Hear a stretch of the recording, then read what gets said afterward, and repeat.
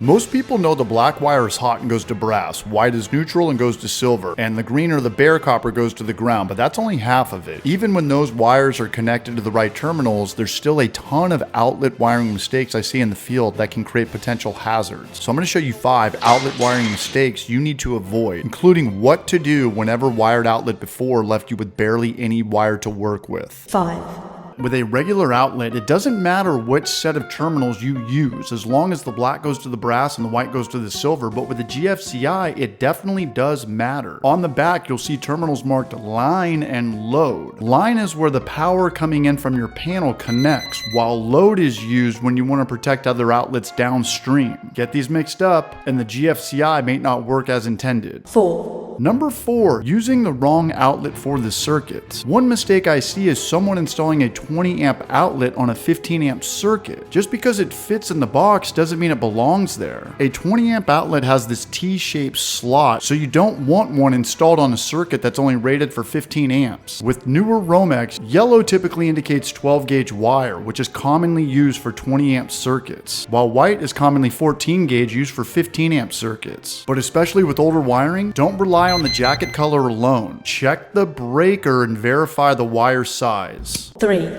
Using the outlet as a connection. Sure, there are 2 screws on each side. Can you use them? Yes. Do I prefer to? No. What we're doing here instead is called pigtailing. Instead of using the receptacle itself to carry power downstream, we're connecting the incoming and outgoing wires together and adding a short pigtail to the outlet. That way the power downstream is not dependent on this outlet's terminals. I'm sure you've seen wire nuts, and if you do, I recommend using the ones that have the wings on them. They're a lot easier to grip, but mostly I use Wagos these days. They're lever style connectors that I find really easy to work with, and they're smaller, so it's easier to get stuff back into the box. 2. This can save you from a giant headache working with wires that are way too short. Sometimes the electrician before left you plenty of slack, but more often than not, they did not. You're generally required to have at least 6 inches of free conductor, but sometimes you open up a box and you've got half that. Now you've got to extend those conductors, and that can get really frustrating if you're in an attic or a crawl space and you've got very limited room to work with. A regular Wago or wire nut can work if it's properly rated and installed, but even making that connection can be a pain if the wire is really short. That's where these inline connectors